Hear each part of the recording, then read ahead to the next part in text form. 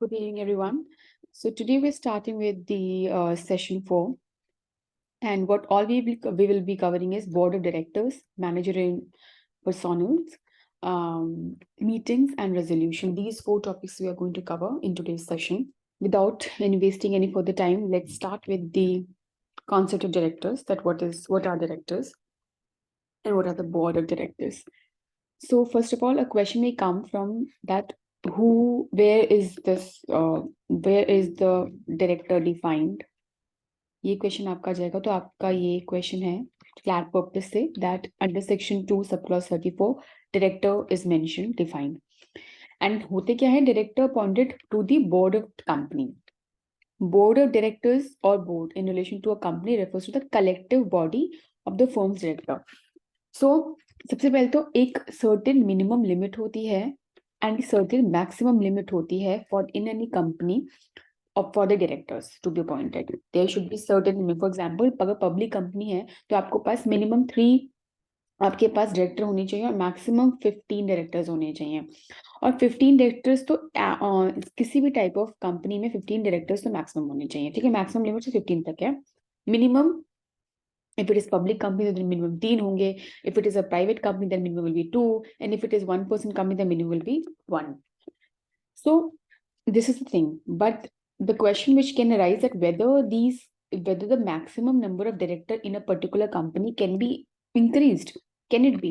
So yes, it can be increased, although the maximum ceiling limit has been given, which is 15, but through the special resolution in a company, the director's maximum number can be increased above 15 also.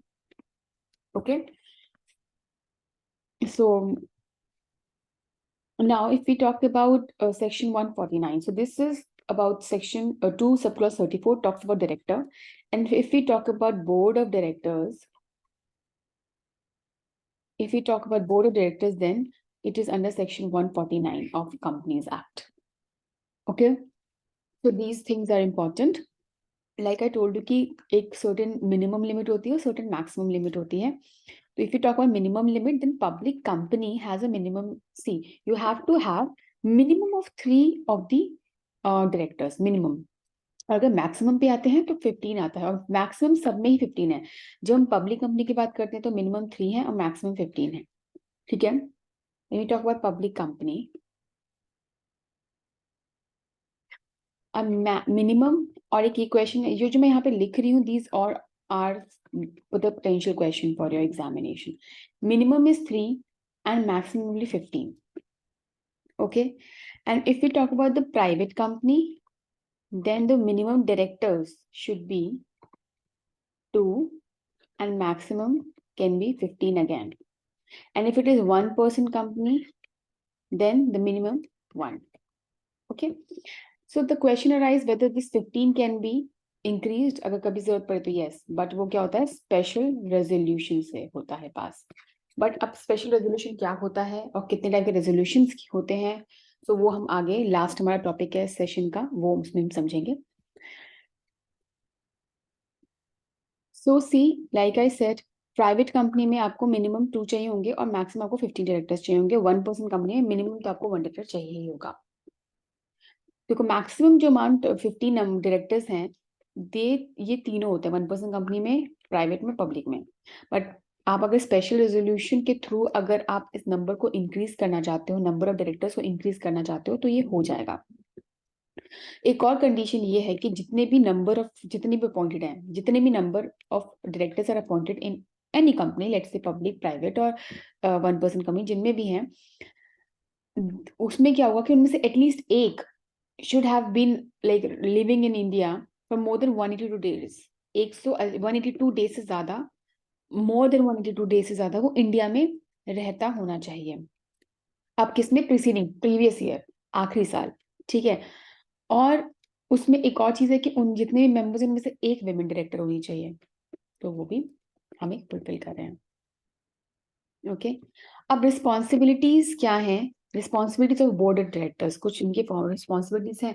सी पहला इनका responsibility ये है that the formulating the company's board of directors are responsible for formulating the company strategic goal and policies, company के strategic goal and policies को, मतलब कि देखो operations जितने भी होते रन करने होते हैं, ऑपरेशंस या जो पर्पस भी जो कंपनी जिस वजह से स्टैब्लिश हुई है कंपनी, तो उस पर्पस उन ऑपरेशंस को रन करने के लिए स्मूथली ऑपरेशंस को रन करने के लिए you need certain strategies, you need certain policies that वो सारे जो ऑपरेशंस है वो स्मूथली रन करे कंपनी का। और जिस वजह से फॉर्मुलेशन ऑफ द कंपनी या इनकॉर्पोरेशन ऑफ अ कंपनी हुआ है, that should also be that can also be properly managed and could be also attained. So formulation of the company, ये एक company strategic goals and policies are very important in that way. और इनकी जो policies जिस basis पे सारे के सारे rest of the employees members काम करते हैं, वो बोर्ड ऑफ डायरेक्टर्स की बनाई हुई ही स्ट्रेटेजीज एंड पॉलिसीज होती हैं। Okay, the next is tracking progress towards attaining goals and policies. अब जितना प्रोग्रेस ट्रैकिंग क्या होता है, progress towards attaining goals and policies, जो भी गोल्स एंड पॉलिसीज एक बार बना दी, बनाने के बाद यानी कि बस बना दी, उनको ट्रैक करने का भी होता है कि whether it is going in a right direct in a correct direction. Next is designating the senior management. अब क्या होता है कि आप सीनियर मैनेजमेंट का भी एक आप उनका इनकॉर्पोरेशन करते हो, उनको भी स्टैब्लिश करते हो, उनको भी आप रिक्रूट करते हो। सो उस बेसिस पे सीनियर मैनेजमेंट भी आपको इन दोनों काम के लिए सीधा आपको रिपोर्ट करता है। Accounting for the company's action, वो भी अकाउंटेबिलिटी पे ले लेते हैं to appropriate parties such as shareholders के लिए। ठीक है, मान के चलो कि देयर इज अ कंपनी जिसका nominal capital value is 10 lakh, मतलब नॉमिनल कैपिटल 10 लाख, मतलब इतना ऑपरेशन में उसका लगेगा, ये उसका कैपिटल अमाउंट है। तो अब इसको रेस करने के लिए शेयर्स इशू करे गए, और इनको जब शेयर्स को इशू करे गए, तो अब इशू करने के टाइम पे आप क्या करेंगे, शेयर इशू करेंगे एंड आप इसको प्रोपोर्शंस में 10 लाख की करेंगे। अब मान के चलो कि लेकिन 11 लाख के शेयर्स को इशू कर दिया गया। सबसे पहली बात तो एक, ये जो कंपनी ABC कंपनी है, ये कंपनी कभी भी 10 लाख से ज्यादा के शेयर्स इशू कर नहीं सकती, क्योंकि ये 10 लाख का अमाउंट ये इसके MOU में एज अ मेंशन हो चुका है as an in under capital clause. और अगर ये इससे ज्यादा अमाउंट को करते हैं तो ये अल्ट्रा वायस हो जाएगा, इनका अल्ट्रा वायस हो जाएगा, तो ये चीज कर नहीं सकते। तो अभी बात यही है कि अगर इन चीजों की लाइक कि क्यों शेयर्स 1 लाख का एक्स्ट्रा शेयर क्यों इशू हुआ, तो ये सब चीजें भी अकाउंटेबल कौन होगा, ये board of directors he directly accountable माने जाते हैं इन एक्शंस के लिए। Okay, again next is the powers of directors of a company. एक कंपनी के डायरेक्टर्स की क्या क्या पावर होती हैं। सी सबसे पहली बात तो एक अलग से आर्टिकल ऑफ एसोसिएशन होता है, AOA होता है, और उसमें पावर्स मेंशन करी जाती हैं डायरेक्टर्स की। और फिर अलग से कोई रेजोल्यूशन, ऑर्डिनरी रेजोल्यूशन या फिर कोई स्पेशल रेजोल्यूशन के थ्रू भी इन चीजों को पास कर दिया जाता है। मतलब ऐसे रेजोल्यूशंस पास कर जाते हैं जिसमें ये चीजें मेंशन होती हैं that like what all are the powers that are conferred with the director of a company. ठीक है, सो अब सर्टेन उनके कुछ उसमें टास्क लिखे होते हैं कि उनको ये काम करना है, उनको ये करना है। ठीक है, for example they have to issuance of share, जैसे मैंने आपको अभी एग्जाम्पल दिया। तो अगर इशुएंस ऑफ द शेयर अगर करना है, तो अब उनको पता है कि 10 लाख का तो आपको शेयर इशू करने हैं, बट 11 लाख का शेयर इशू हुआ तो इसकी जो अकाउंटेबिलिटी है वो डायरेक्टली डायरेक्टर्स के पास चली जाती है, क्योंकि इशू करने शेयर्स को इशू करने की जो पावर होती है वो डायरेक्टर्स ऑफ द कंपनी के पास ही होती है। ओके, अब ये जो रेजोल्यूशन जो पास होता है जिसमें powers of the director mention होती है, टास्क ड्यूटीज उनकी मेंशन होती हैं, तो वो जो ड्यूटीज मेंशन होती हैं इसके लिए आपको जनरल मीटिंग के थ्रू एक रेजोल्यूशन पास करना पड़ता है। जो मैंने बताया, एक तो या तो सीधा article of association separate article में हो, एमओ या एओए में मेंशनिंग हो, या फिर अगर उसमें नहीं है तो कोई स्पेशल आप कोई रेजोल्यूशन पास करवा लो। और वो रेजोल्यूशन कहाँ पास होते हैं? जनरल मीटिंग में पास होते हैं। और उस रेजोल्यूशन में आप अपना एक मेंशन कर सकते हैं कि कौन डायरेक्टर्स के पास क्या क्या पावर्स होंगे, क्या ड्यूटीज होंगी। अभी जो एक और चीज है कि जो भी डायरेक्टर्स कोई डिसीजंस लेते हैं पावर, अपनी पावर के अंडर, एक चीज रहती है कि डायरेक्टर्स डिसीजंस लेने से पहले कोई भी decision should be approved by the share holder. वो जो रेजोल्यूशन पास हुआ, वो रेजोल्यूशन पास कौन करता है?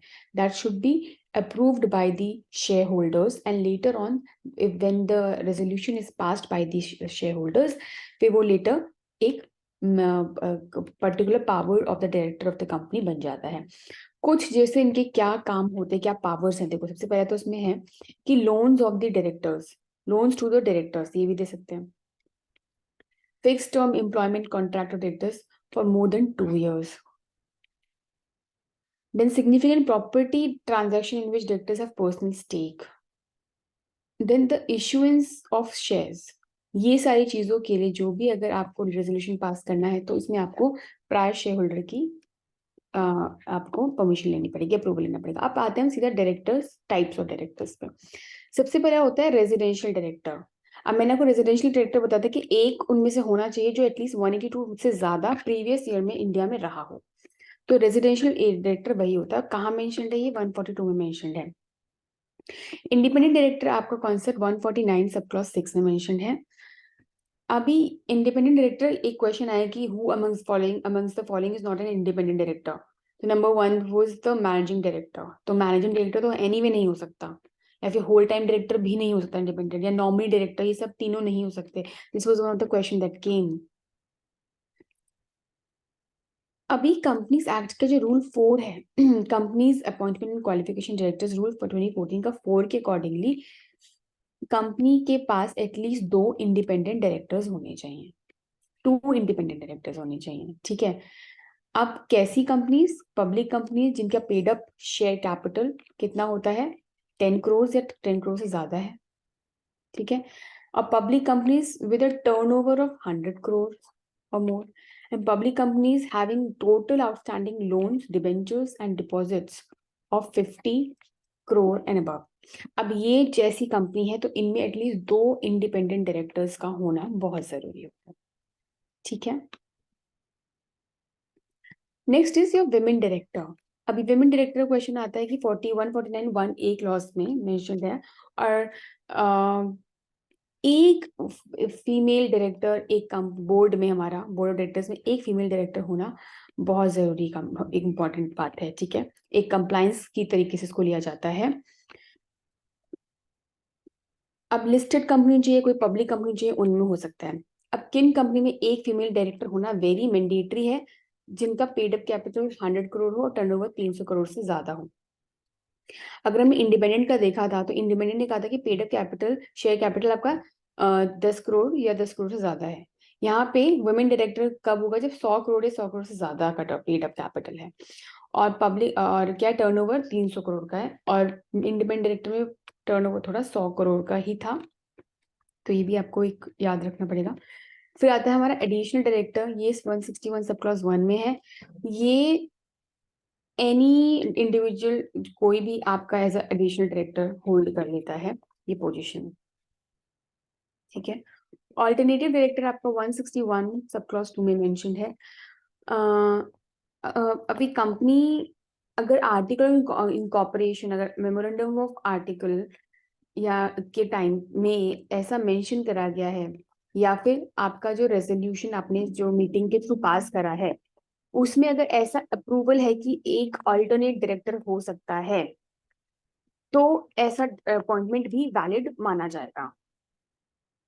और वो अल्टरनेट डायरेक्टर तब लिया जाता है अगर one of the companies director is abroad, वो कहीं किसी इंडिया से बाहर है 3 मंथ से के लिए, एंड या फिर एंड इन इज एब्सेंस, मतलब कोई भी जो कंपनी का ऑलरेडी कोई डायरेक्टर है वो कंट्री से बाहर 3 मंथ्स के लिए कंपनी से बाहर है, तो उसकी जगह एक ऑल्टरनेट डायरेक्टर रह सकता है। देखो समटाइम्स एक मिनिमम उसकी जगह the person has to be alternate director.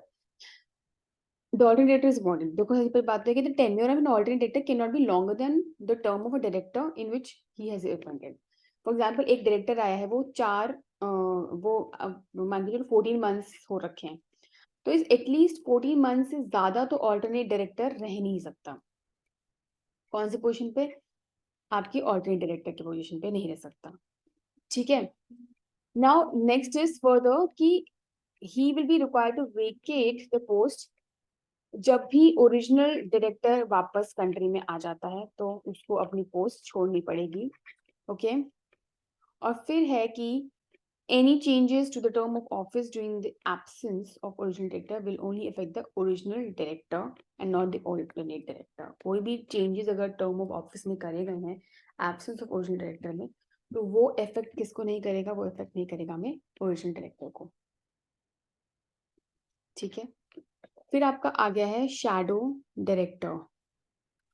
Now shadow director क्या होते हैं? ये डायरेक्टर्स कभी भी बोर्ड नहीं अपॉइंट करता है, बट बोर्ड अपॉइंटेड डायरेक्टर नहीं होता, बट बोर्ड के जो बोर्ड होता है वो उस डायरेक्टर का, जो शैडो डायरेक्टर होता है, उनकी बात मानने के लिए अकस्टम्ड होते हैं। ठीक है। अगर बट अनलेस ही और she is offering advice in his और हर प्रोफेशनल रोल, ये नहीं होना चाहिए, बट अकस्टम्ड होते हैं। मान के चलो कि ये शैडो डायरेक्टर जैसे जनरली होता है कि कोई बहुत बड़ा पर्सन, जैसे कि अगर हम कोई कंपनी है, वो स्पोर्ट्स के एरिया में उसका बिजनेस रन करता है, तो अब मान के चलो कि साइड डायरेक्टर्स हैं, बट उसमें से वो लोग सचिन तेंदुलकर को भी, उनका एक बहुत ही अच्छा फ्रेंड है उस कंपनी के ओनर का, तो यहाँ पे क्या हो सकता है कि shadow director Sachin Tendulkar can become, जो आपको आइडियाज दे सकता है। अकस्टम हो जाएंगे आप उसकी सुनने के लिए, बट वो अपने प्रोफेशनल या फिर कोई एडवाइस जो दे रहा है वो अपनी प्रोफेशनल रोल में नहीं देना चाहिए कि हाँ मैं डायरेक्टर के रोल पे दे रहा हूँ, नहीं। ठीक है। नॉमिनी डायरेक्टर क्या होता है? ये कुछ नॉमिनी डायरेक्टर हमेशा एक शेयर होल्डर चूज करते हैं, और वो भी किसी थर्ड पार्टी के थ्रू, कॉन्ट्रैक्ट के थ्रू शेयर होल्डर्स एक नॉमिनी डायरेक्टर अपना चूज करते हैं। अभी कभी भी मिसमैनेजमेंट हो जाता है कंपनी का, कंपनी में कोई टायरी नहीं होगा, ये कोई मैनेजमेंट हो गया, राइट? क्योंकि जो आप ध्यान रखो कि डायरेक्टर्स होते हैं, डायरेक्टर्स बहुत ज्यादा इंटरनल मैनेजमेंट में इंक्लूडेड होते हैं, इन्वॉल्व होते हैं। Internal management of the company, internal management of the company में directors are very much involve. जब ये इंटरनल मैनेजमेंट में इतना ज्यादा इन्वॉल्व होते हैं, तो they must be also might involve with the mismanagement of it, right? Mismanagement of it. For example, जैसे मैंने बोला कि डायरेक्टर शेयर्स इशू कर सकता है। मान के चलो जैसे होता है कि 10 लाख की कैपिटल है, बट 10 लाख में से उसने 12 लाख रुपए की शेयर इशू कर दिए, तो ये जो 2 लाख का जो घपला इशू आया, वो तो प्रॉब्लम हो गई ना। तो द पॉइंट इसकी 2 लाख रुपए उन्होंने लिए ही क्यों? किस वजह से उन्होंने एक्स्ट्रा ये अमाउंट जो करा है, चार्ज करा है। So this is the question कि जो 10 लाख रुपीस का जो नेक्स्ट है, ये मिसमैनेजमेंट हो गया ना। तो इस मिसमैनेजमेंट को बचाने के लिए अब इन डायरेक्टर्स में से शेयर होल्डर एक नॉमिनी डायरेक्टर रख देगा, जो अपनी नजर रखेगा कि कोई मिसमैनेजमेंट तो नहीं हो रहा। ठीक है। अब पढ़ते हैं कि डिस्क्वालिफिकेशन क्या होता है for the appointment of directors of a company. कैसे हम उनको डिस्क्वालिफिकेशन उनकी हो सकती है, किनकी? डायरेक्टर ऑफ द कंपनी की। अब कौन कौन इनएलिजिबल होगा? Who all will be ineligible to be appointed as a director? पहली बात तो अगर वो मेंटली अनस्टेबल है, मतलब अनसाउंड माइंड हो गया, और ये जो weather he is an unsound mind, ये प्रोक्लेम, एक प्रोक्लेम मतलब कोर्ट ने बोल भी दिया कि ये पर्सन एक अनसाउंड माइंड का है, तो अब उसके साथ तो आप नहीं कर सकते।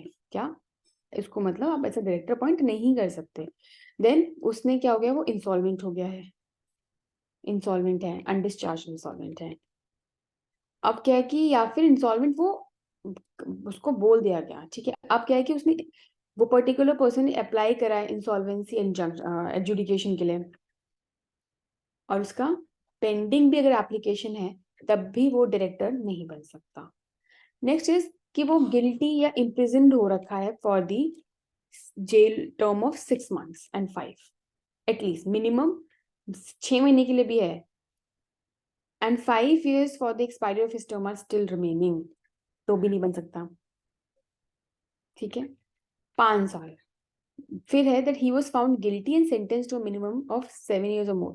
अगर 7 साल का मतलब क्या हो गया, मतलब थोड़ा सा ग्रीवियस ऑफेंस हो गया, राइट, ग्रीवियस ऑफेंस हो गया। अगर ग्रीवियस ऑफेंसेस के लिए उसको करा गया तो वो तब भी उसको डायरेक्टर नहीं बना सकते, या फिर उसको किसी कोर्ट ऑर्डर के थ्रू उसको डिस्क्वालीफाई कर दिया गया कि that he can not be appointed as a director in any company, तो इस केस में भी वो बोला जाएगा कि डिस्क्वालिफिकेशन होगा। नेक्स्ट है that he has not paid any calls in respect of any company share, company share में उसने कोई भी कॉल नहीं पे करी, दैट ही ओन्स, जितना भी वो ओन करता था उसने अभी तक पे नहीं करा है, and 6 months have pass, last payment से, पेमेंट ऑफ द कॉल से 6 महीने पास हो चुके हैं, येट उसने पेमेंट नहीं करी है, या फिर उसने ऐसी कोई करे हैं ट्रांजैक्शन से रिलेटेड, कोई कंपनी में ही कोई फ्रॉड कर दिया उसने, ठीक है, और 5 साल का टाइम, प्रीवियस 5 साल में उसने कोई भी ऐसा ट्रांजैक्शन फ्रॉड करा है। फिर है कि उसके बाद DIN नंबर नहीं है, डायरेक्टर आइडेंटिफिकेशन नंबर होता है DIN, director identification number, then there is a director identification number. फिर आपका आता है कि अ पर्सन, क्या है कि director firm has not submitted a financial statement, ये एनुअल रिटर्न होता है, वो 5 साल तक उसने इन अ रो 5 साल तक उसने डायरेक्ट फाइनेंशियल स्टेटमेंट ही नहीं सब करी, ठीक है। फिर है उसने डिपॉजिट्स नहीं पे करे, डिबेंचर्स नहीं पे करे। आपको मैं बताया था कि जो डिबेंचर होल्डर होते हैं उनके पास पहला राइट पर फर्स्ट राइट आता है, उनका फर्स्ट राइट होता है, उसमें भी इक्विटी पहला आता है, फिर प्रेफर्ड आता है। तो ये सारे जो डिबेंचर होल्डर्स हैं इनका पहला राइट आता है कि इनको पेमेंट करी जाए, और टू द डिस्प्यूट डिविडेंड जो पे कर जाते हैं फॉर अ पीरियड ऑफ, अब क्या है कि अगर डायरेक्टर का काम है करने का, अब डायरेक्टर ने ही डिपॉजिट नहीं करा, प्री पे डिबेंचर्स को पेमेंट नहीं करी, ठीक है, या डिस्ट्रीब्यूट नहीं करा डिविडेंड, कितना 1 साल तक नहीं करा, until the expiration of 5 years from the date of default, date of default के 5 साल तक उसने करा ही नहीं, और तो वो नहीं बन सकता। अब आर्टिकल जो कंट्री जो हमारा MOA, मेमोरेंडम ऑफ एसोसिएशन,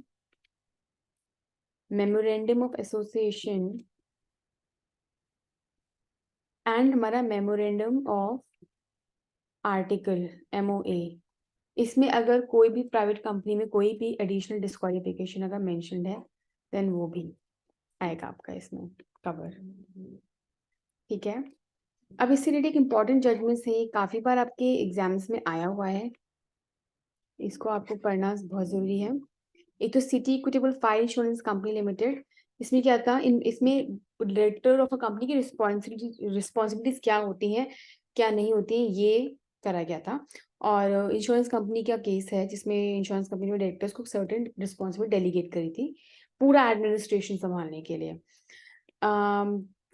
और उसी जो रिस्पॉन्सिबिलिटी उनको दी तो उन्होंने उसी रिस्पॉन्सिबिलिटी में बहुत बड़ा फ्रॉड कर दिया, दैट फिर उसी से डिसाइड हुआ कि इट इज़ वेरी इंपॉर्टेंट कि आप डायरेक्टर के कामों में, डायरेक्टर्स को क्योंकि इतनी बड़ी पावर दे रहे हैं, तो इट इज़ वेरी इंपॉर्टेंट कि हम उनको ये नज़र रखें कि अपनी पावर्स, अपनी जो उनकी पावर का मिसयूज तो नहीं कर रहे हैं, इंटरनल मिसमैनेजमेंट तो नहीं कर रहे हैं, और प्रॉपर ड्यू केयर तो कर रहे हैं, और प्रॉपर क्वालिफिकेशन है क्या, स्किल्स हैं उनके पास कि वो अपने काम को कर पाए।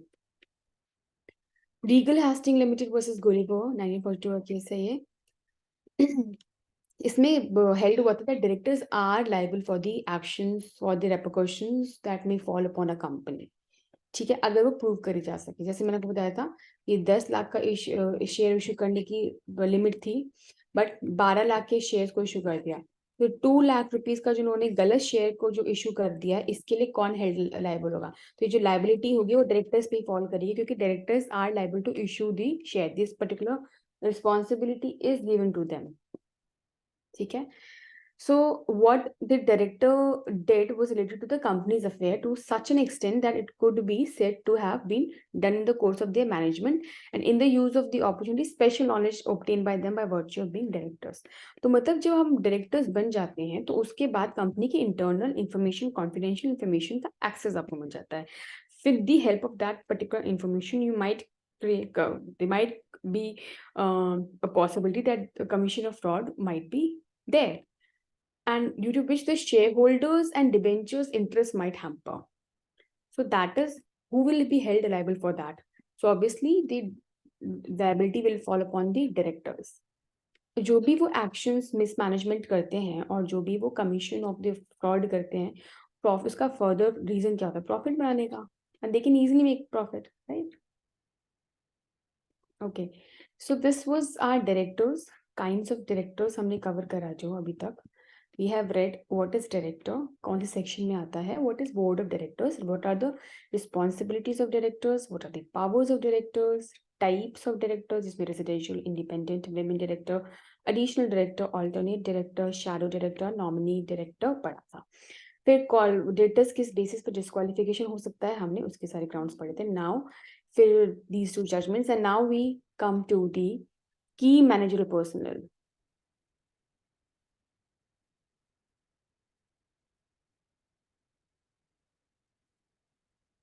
Okay.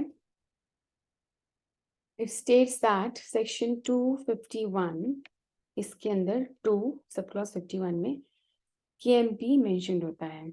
और KMP की manager personnel of the company कौन कौन होते हैं पहले देखते हैं. सबसे पहले तो CEO होता है.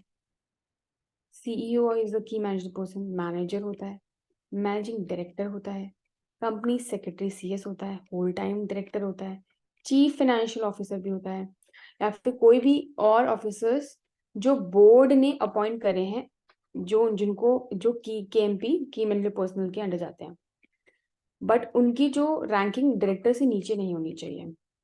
ओके, ये है. सो अब कौन पर्सन की मैनेजर पर्सन की पोस्ट पे अपॉइंट नहीं कर सकते हैं. अब एक्ट कहता है, हमारा कंपनी एक्ट 2013 कहता है कि मैनेजिंग डायरेक्टर या होल टाइम डायरेक्टर या फिर मैनेजर, इनकी पोजीशन पे मतलब ये सारे की मैनेजर पर्सनल होते हैं, एंड इनकी पोजीशन पे कोई अपॉइंट नहीं कर सकता अगर कि कोई पर्सन 70 एज तक हो गया है, 70 ईयर्स का हो चुका है, या फिर वो 21 ईयर से नीचे है, तो वो कोई भी की KMP की पोजीशन पे नहीं पहुंच सकता. या वो पर्सन कॉन्विक्ट हो चुका है इंसॉल्वेंट में, या अनचार्ज अनडिस्चार्ज इंसॉल्वेंट है वो, या फिर उसने पेमेंट क्रेडिटर्स की एक्ट सही टाइम पे करी नहीं है, या फिर उसको कॉन्विक्शन हो गया है के कोर्ट से और 6 महीने से ज़्यादा उसको सज़ा हो गई है. तो ये सारे फॉल करेंगे आपके, ये सारे फॉल करेंगे आपके as a KMP. Okay, then आपका आता है role and responsibilities of KMP में. अब KMP का क्या होता है, सबसे पहले जितने भी क्रूशियल, जितने वाइटल इंपॉर्टेंट कंपनी के डिसीजंस होते हैं, वो सारा के सारे हमारे की मैनेजर पर्सन लेते हैं. कंपनी के सारे ऑपरेशंस को कैसे संभालना है, कंपनीज के ऑपरेशंस को करने के लिए क्या पॉलिसीज बनानी है, ठीक है, क्या रेगुलेशंस बनानी है, एम्प्लॉयज को किस तरीके से मैनेज करना है, ये सारा काम, ये सारा रिस्पॉन्सिबिलिटी की मैनेजर पर्सन की होती है. अगर जो मैंडेटरी कंप्लायंसेस जो एक्ट में दिया है कंपनी होने के होते हुए, एक आपको मैंडेटरी कंप्लायंसेस होती हैं, अगर उन मैंडेटरी कंप्लायंसेस को भी अगर आप फुलफिल नहीं कर रहे हो तो भी कंपनी मैनेजर पर्सनल इस चीज के लिए लायबल माने जाते हैं. तो लेट अस अंडरस्टैंड कि इनकी रिस्पॉन्सिबिलिटी. देखो सेक्शन 170 फिर के अंदर एक्ट के इट इज़ वेरी इंपॉर्टेंट कि जितनी भी सिक्योरिटीज की मैनेजर पर्सन होल्ड कर रहे हैं कंपनी की, या जितनी भी सिक्योरिटीज या जितनी भी सब्सिडरीज होल्ड कर रहे हैं की मैनेजर पर्सन कंपनी की, वो प्रॉपरली उनको डिस्क्लोज करनी पड़ेगी और उसको रिकॉर्ड करना पड़ेगा. कहाँ पे? रजिस्टर ऑफ द कंपनी में. ठीक है.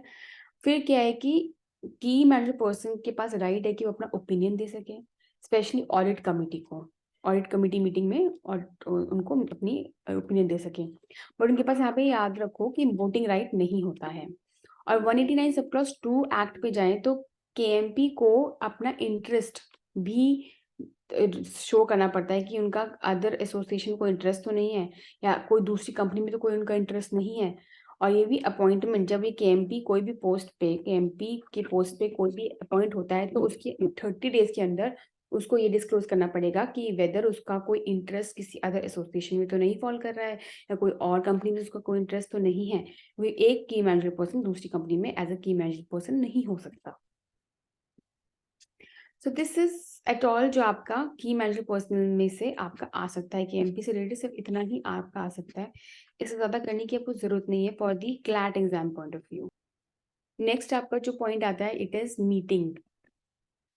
मीटिंग मीटिंग क्या होता है? देखो, सबसे पहली बात तो आपका जो मीटिंग होता है इसमें सारे के सारे जो मैंने आपको बताया कि जो की मैनेजमेंट पर्सनल्स होते हैं जिनको अपना इंपॉर्टेंट डिसीजंस लेने होते हैं so that the operations of the company can be smoothly run, right, and all the administrative task also they have to take care. So वो सारे जो डिसीजंस होते हैं वो उन मीटिंग्स में डिसाइड होते हैं, राइट। तो एज सच अगर हम देखें तो plain language company can defined as 2 or more individual community together gathering or assembling either by prior notice आप दे दो या अनएनिमस डिसीजंस ले लो फॉर डिस्कसिंग। क्या आप डिस्कस करो कि किस तरीके से कंपनी की जो बिजनेस अफेयर से रिलेटेड किस तरीके से रूल्स एंड पॉलिसीज बनाई जाएंगी, ठीक है। और कंपनी इन्हीं मीटिंग में इन सब चीजों का अभी एक पर्टिकुलर हो सकता है कि इतने सर्टेन केएमपी मेंबर्स होने चाहिए, कोरम बैठ उसको बोलता है कि मिनिमम इतने लोग होने चाहिए, तो उतनी कोरम बैठती है। और उसके बाद ही वो स्पेशल डिसीजंस ले सकते हैं जो कंपनी के ऑर्डिनरी मैटर्स होते हैं या फिर स्पेशल मैटर्स होते हैं। जो ऑर्डिनरी मैटर्स पे जो मीटिंग होती है तो ऑर्डिनरी रेजोल्यूशन के थ्रू उसको पास कर देते हैं, ठीक है। ऑर्डिनरी रेजोल्यूशंस जो आप मीटिंग में जो भी मिनट्स होते हैं उनको हम लिखते हैं, मीटिंग्स में जो भी डिस्कशन होते हैं उसको मिनट्स बोलते हैं, वो आप रिकॉर्ड कर रहे होते हैं, एक पर्सन रिकॉर्ड कर रहा होता है, और वो जो मिनट्स होते हैं उसको फिर हम रेजोल्यूशन में कन्वर्ट कर देते हैं। अब अगर जो ऑर्डिनरी है वो उनको हम ऑर्डिनरी मतलब स्पेशल थोड़े से अलग होते हैं। ऑर्डिनरी मतलब जिसमें 50% ऑफ दी वोटिंग आपको चाहिए होगी टू पास। स्पेशल बिजनेस और रेजोल्यूशन जो होते हैं उसमें 75% ऑफ द वोटिंग आपको चाहिए होती है। कितनी किनकी? जितना कोरम बैठा होता है उसका 75%। ओके, अभी ये जानते हैं कि ये मीटिंग्स करने का रीजन क्या है, what is a reason for these meetings, right. सबसे पहली बात तो आपको मैनेजमेंट कंट्रोल करने के लिए है ना, इट इज वेरी इंपॉर्टेंट कि आप कंट्रोल दी मैनेजमेंट फंक्शन आप करो। अभी बहुत ही important and crucial role play करता है in control the management function of the company. आप डिसाइड कर सकते हो, डिस्कस कर सकते हो कि क्या काम सही जा रहा है, क्या पॉलिसी सही रहेंगी, कहाँ पे लॉस हो रहा है, क्यों लॉस हो रहा है, उस लॉस की भरपाई कैसे करेंगे, डिबेंचर होल्डर को किस तरीके से पेमेंट करनी है, क्या डिबेंचर होल्डर आपका क्या पेमेंट उनको इस वक्त प्रेफरेंस की बेसिस पे देनी चाहिए, क्या डिबेंचर होल्डर्स क्या शेयर होल्डर में कन्वर्ट हो सकते हैं, कितना इशू ऑफ द शेयर होगा, क्या 1 लाख से, क्या हमें nominal capital of the company को इंक्रीज कर देना चाहिए from 10 lakh, should we increase it to 15 lakh, 15 lakh को हाँ इंक्रीज करना तो उसका रेजोल्यूशन अलग से पास होगा। And registrar of the company पे भी ये काम मैटर वहां पे भी रजिस्टर कर जाएगा और नया एमओए बनेगा जिसमें आप नॉमिनल कैपिटल को भी इंक्रीज करके उसको भी रजिस्टर करोगे। ओके, तो ये सारे फंक्शन, ये सारे डिसीजंस आप लेते हो। कंपनी के जो अफेयर्स हैं उनको भी कंट्रोल करोगे, है ना। आप डायरेक्टर को दोगे सही से ड्यूटीज रन कर रहा है, जो भी management of the business day to day affairs कर रहा है। मीटिंग्स होती हैं, एनुअल जनरल मीटिंग होती है, ये हो सारी मीटिंग्स जो होती हैं सही टाइम पे हो रही हैं, ये सब चीजें। और जो कंपनी को चलाने से रिलेटेड जो फ्यूचर पॉलिसीज हैं क्या वो भी सही से बन रही हैं। जैसे कि अफेयर्स ऑफ द कंपनी में क्रिटिसाइज करो कंपनी के कोई फंक्शन में जो गलत हो रहा है, इफेक्टिव कंट्रोल ऑफ बोर्ड पे रखो, तो सारा जो फ्यूचर पॉलिसीज हैं वो भी दिखते हैं। अब किस तरीके से एक वैलिड मीटिंग किस तरीके से हेल्ड होती है, सबसे पहले तो आपको प्रायर प्रॉपर अथॉरिटी को आपको इन्फॉर्म करना पड़ेगा that a meeting is about to be conducted, ठीक है। तो आपको ये चीज बतानी पड़ेगी कि मीटिंग कंडक्ट हो रही है, और ये मीटिंग की कंडक्ट होने से आपको आपकी इंफॉर्मेशन देनी पड़ेगी। तो आपको नोटिस देना पड़ेगा फॉर द मीटिंग कि ये कंडक्ट करनी है। अब फॉर द प्रॉपर मीटिंग अगर आप प्रॉपर नोटिस जो है वो आपको प्रॉपर अथॉरिटीज को देना पड़ेगा। मतलब प्रॉपर नोटिस का मतलब मेरा यहाँ पे कहने का कि वो प्रॉपरली ड्राफ्टेड होनी चाहिए, अब कैसे पता चलेगा कि whether the notice has been properly drafted? ये आपको कंपनी के कंपनीज एक्ट 2013 में वो सारे प्रोविजंस डेट डाउन करे गए हैं, और वो सारे जो वो नोटिस प्रॉपर्ली ड्राफ्टेड नोटिस को ड्यूली सर्व करना चाहिए सारे मेंबर्स को जो अटेंड कर रहे हैं, वोट कर रहे हैं मीटिंग पे। और जो वैलिड आपका नोटिस होता है, ठीक है, उसमें कंपनी की सारी चीज़ें, कंपनी की प्लेस, कहाँ पे मीटिंग हो रही है, किस दिन हो रही है, किस टाइम पे हो रही है, और बिजनेस जो ट्रांजैक्शन जिसके बारे में डिस्कशन होगा मीटिंग में, उसकी स्टेटमेंट्स भी लिखी जाएंगी। तो ये नोटिस इस तरीके से पूरा ड्राफ्टेड होता है। कोरम का मतलब नेक्स्ट होता है कि आपका मिनिमम नंबर ऑफ मेंबर्स होने ही चाहिए उस पर्टिकुलर मीटिंग में। It is very important. अब अगर कोरम नहीं बैठी है तो मीटिंग इनवैलिड हो जाएगी। अब मेन ऑब्जेक्ट क्या है कि ऑफ कोरम बिठाने की, सो दैट जो डिसीजंस लिए जाते हैं इन मीटिंग्स में, वो इस तरीके से वो कोई स्मॉल माइनॉरिटी ऑफ मेंबर्स के थ्रू ना आए। ये नहीं कि सिर्फ कंपनी में बहुत सारे केएमपीज हैं, ठीक है, बहुत सारे शेयर होल्डर्स हैं, डायरेक्टर्स हैं, लेकिन मान के चलो कि सिर्फ 5 लोग आए हैं और कंपनी में इन टोटल केएमपीज को मिला के करीब 40 लोग हैं। तो 40 और 5, 40 लोगों का डिसीजन सिर्फ 5 लोग ले रहे हैं, नहीं, वो नहीं हो सकता, राइट? सो हर एक कंपनी का अपनी अपनी कोरम का होता है, वो डिपेंड करता है। कहीं डायरेक्टर मान के चलो 2 ही हैं, एक कंपनी डायरेक्टर 15 रख रही है, एक कंपनी 15 से ज्यादा डायरेक्टर रख रही है, एक कंपनी के पास शेयर होल्डर्स इतने हैं, एक कंपनी के शेयर, तो डिपेंड करता है कंपनी टू कंपनी। तो कोई रिजिड स्ट्रिक्ट कोरम का नहीं होता। फिर एक एजेंडा, जैसे मैंने बताया कि एजेंडा भी लिखना होता है कि कौन कौन सी इस मीटिंग में कौन कौन से बिजनेसेस का डिस्कशन रहेगा, क्या क्या एजेंडास डिस्कस करे जाएंगे।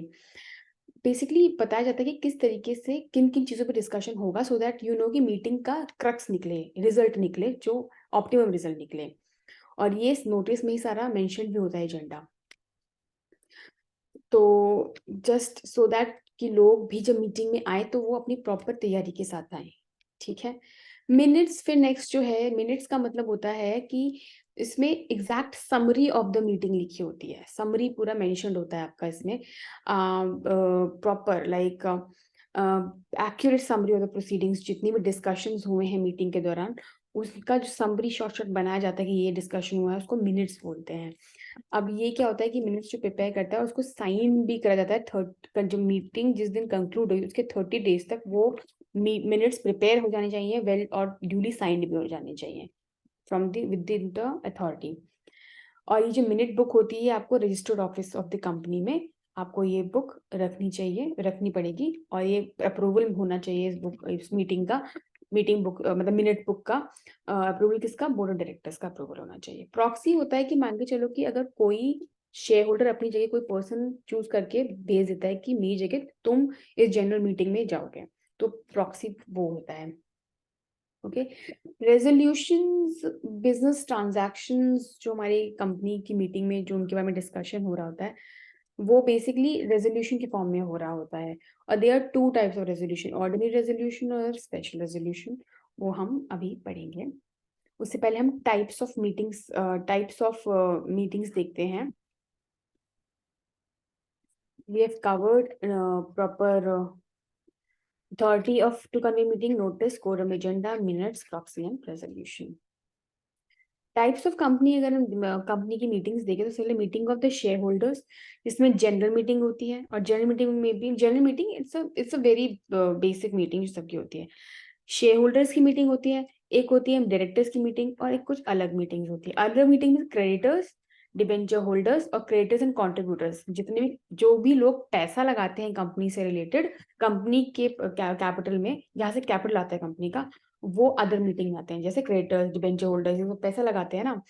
सिमिलरली मीटिंग ऑफ डायरेक्टर्स में बोर्ड ऑफ डायरेक्टर्स मीटिंग होती है, और एक directors committee of directors meeting होती है। इसमें भी एक तो बोर्ड और मेंबर्स के लिए होता है, ये बोर्ड एंड मेंबर्स होता है ये, तो इनकी मीटिंग होती है। ये बोर्ड ऑफ डायरेक्टर्स की मीटिंग होती है, मेंबर्स की मीटिंग होती है। ये मैं बोर्ड मीटिंग ऑफ डायरेक्टर्स में आपको एक बताती हूँ। मीटिंग ऑफ शेयर होल्डर्स में जनरल मीटिंग होती है और एक क्लास मीटिंग होती है। जनरल मीटिंग में स्टैट्यूटरी मीटिंग्स जो आपको होना ही होना, एक एक्स्ट्राऑर्डिनरी मीटिंग होती है, एनुअल जनरल मीटिंग होती है। जनरल मीटिंग होती है और क्लास मीटिंग होती है, ठीक है। स्टैट्यूटरी मीटिंग में बेसिकली क्या होता है, जो हर एक कंपनी में जो लिमिटेड बाय शेयर होती हैं और जो लिमिटेड बाय गारंटी होती हैं, हर 1 महीने में और नॉट मोर देन 6 मंथ्स, मतलब 6 मंथ्स में ये जो मतलब हर जो एक पर्टिकुलर जो एक कंपनी होती है, जब वो इनकॉर्पोरेट होती है, तो 1 महीने से पहले नहीं और 6 महीने बीत गए हैं, ये नहीं। तो not less than 6 months and not less than 1 month and not more than 6 months. इसके बीच में जो स्टैट्यूटरी मीटिंग होती है आफ्टर द इनकॉर्पोरेशन, आपको करनी ही करनी होती है। ठीक है? पब्लिक कंपनीज के साथ होता है ये, बट प्राइवेट कंपनीज इस तरीके की स्टैट्यूटरी मीटिंग से एग्जेम्प्टेड होती है, उनका जरूरी नहीं है। ठीक है? अब कौन सी कंपनीज इस तरह की स्टैट्यूटरी मीटिंग्स नहीं रख सकती? तो प्राइवेट कंपनीज नहीं रख सकती। जो कंपनीज लिमिटेड बाय गारंटी होती हैं, जिनकी कोई शेयर कैपिटल नहीं होती, उनको रखने की जरूरत नहीं है। अनलिमिटेड लायबिलिटी कंपनी को इस तरीके की मीटिंग रखने की जरूरत नहीं है। और पब्लिक कंपनी जो रजिस्टर करी गई है एज अ, पहले प्राइवेट कंपनी रजिस्टर करी गई थी, फिर फर्दर वो पब्लिक कंपनी हो गई है, वो नहीं रख सकते। ठीक है? तो इस तरह की कंपनीज नहीं रह सकती हैं। ठीक है? देन आपका जनरल मीटिंग और एक्स्ट्राऑर्डिनरी मीटिंग क्या होता है? Sorry, annual general meeting. Annual general meeting commonly एक रेगुलर मीटिंग की तरह होती है ये। और एक्स्ट्राऑर्डिनरी ईजीएम आपका बिल्कुल ही थोड़ा सा एक्स्ट्रा, मतलब थोड़े से जहाँ पे अफेयर्स थोड़े से ज्यादा इंपॉर्टेंट ऑफ द डिस्कशन होते हैं। ठीक है? एजीएम सारी ही कंपनीज पे एप्लीकेबल होती है और ईजीएम भी सारी ही कंपनीज पे एप्लीकेबल होती है। एजीएम हर 6 महीने में हो जानी चाहिए, 1 साल में, मतलब 2 बार तो होनी ही चाहिए। और एक्स्ट्राऑर्डिनरी जनरल मीटिंग तो कभी भी हो सकती है 1 साल में। ठीक है? पर्पस क्या है एजीएम का? कि जैसे कि आप डायरेक्टर्स को इलेक्ट करना है, या फिर एनुअल अकाउंट्स को पास करना है, डिविडेंड डिक्लेयर करना है, ऑडिटर्स अपॉइंट करने हैं, तो ये एजीएम में होता है। ठीक है? और जो ईजीएम का पर्पस क्या है कि प्रॉपर, मतलब स्पेसिफिकली उन मैटर्स पे डिस्कशन होता है जिसके लिए स्पेशल, मैंने बताया ना, मीटिंग्स होती हैं, प्रॉपर नोटिस दिया जाता है, तो वहां पे ईजीएम होता है। ठीक है? बोर्ड ऑफ डायरेक्टर्स के पास अथॉरिटी होती है कि वो एजीएम बोल सके, और बोर्ड ऑफ डायरेक्टर्स के पास ही डायरेक्टर होती है कि पावर होती है कि वो अपना मीटिंग कर सके। For what kind of meeting? EGM कर सकें। ठीक है? अगर डिफॉल्ट होता है एजीएम में, तो ट्राइब्यूनल क्या करेगी? डिफॉल्ट होल्ड कर सकती है, फाइन इम्पोज कर देगी एजीएम ना कंडक्ट करने में। सिमिलरली ईजीएम ना कंडक्ट करने पे भी आपको फाइन पड़ सकता है। So this is your statutory meeting. This is as discussed. Now the next is resolution. Resolution is the last topic. Resolution क्या होता है कि देखो, एक जो कंपनी होती है, कंपनी हमने बोला है कि आर्टिफिशियल कंपनी, एक आर्टिफिशियल पर्सन होती है, राइट? कंपनी एक आर्टिफिशियल पर्सन होती है। जब हम कंपनी को आर्टिफिशियल पर्सन बोलते हैं, इसका मतलब क्या है कि वो अपने डिसीजन तो खुद ले नहीं सकती, उसको अपने डिसीजन, अपना कंपनी को, अपने को रन करने के लिए मेंबर्स की जरूरत होती है, लाइक लोगों की जरूरत होती है। अब वो लोग, जैसे वो लोग कौन? वो थे की मैनेजर एंड पर्सनल्स, हमने भी पढ़ा। तो ये कंपनी के बिहाफ में एक्शन लेते हैं। वो एक्शन कैसे लेते हैं? वो रेजोल्यूशन के थ्रू लेते हैं, वो एक्शन वो पास करते हैं। ठीक है? तो वही रेजोल्यूशन होते हैं। Artificial person bearing legal, being an artificial decision of a company are its own and the same are passed through the resolution. Primarily resolutions क्या है? फॉर्मल डॉक्यूमेंट्स होते हैं जिनको लिख होता है, जो लिख राइटिंग में होता है, और कंपनी के बहुत इंपॉर्टेंट डिसीजंस रेजोल्यूशन के थ्रू लेके होते हैं। 2 तरह के रेजोल्यूशन होते हैं, रेजोल्यूशन जो बोर्ड पास करती है और रेजोल्यूशन जो मेंबर पास करती है। बोर्ड के पास करे हुए रेजोल्यूशन का मतलब क्या है? मतलब the act generally clarifies the resolution that are required to be passed by the members in general meeting, or resolution can be passed by directors in a board meeting. Types of share holder resolutions क्या होता है? Ordinary resolution होता है। Ordinary board में ordinary resolutions क्या होते हैं? मतलब ऐसा जिन रेजोल्यूशंस को पास करने के लिए आपको 50% ऑफ द वोटिंग चाहिए, किसकी जो कोरम बैठी है उसके 50% ऑफ फेवर में वोट चाहिए, 50% चाहिए ऑर्डिनरी में। अगर हम स्पेशल रेजोल्यूशन की बात करेंगे तो वहाँ पे 75% चाहिए होता है, समटाइम्स 95% चाहिए, अगर आपको उस रेजोल्यूशन को पास कराना है। तो this is one of the difference which you have to understand. Board resolution and the second one is special resolution. Okay? तो बोर्ड रेजोल्यूशन में इसमें से ज्यादा क्वेश्चन आपका बनेगा नहीं, बस एक जो बनेगा कि बोर्ड रेजोल्यूशन मतलब ऑर्डिनरी रेजोल्यूशन में अगर आपका पास करना है तो आपको कितना, आपको 50% वोटिंग चाहिए होगी ऑर्डिनरी रेजोल्यूशन पास करना है। लेकिन अगर आपको स्पेशल रेजोल्यूशन पास करना है, स्पेशल रेजोल्यूशन पास करना है, तो आपको 75% चाहिए होगा, मिनिमम तो चाहिए होगा, लेकिन सम केसेस में आपको 95% वोटिंग भी चाहिए होगी, किसमें, फेवर में वोटिंग चाहिए, ठीक है। So this is that's it for today. We have covered board of directors, we have covered managerial personnel, we have covered meetings and resolution. इसमें से यही जो questions जो मैंने आपको पढ़े, questions कुछ इन्हीं में से बनेंगे, इतने और ज़्यादा से in depth पढ़ने की आपको ज़रूरत नहीं है। ये जो notes हैं ये मैं already आपके upload कर चुकी हूँ, आप अपनी account open करके login करके इनको access कर सकते हैं।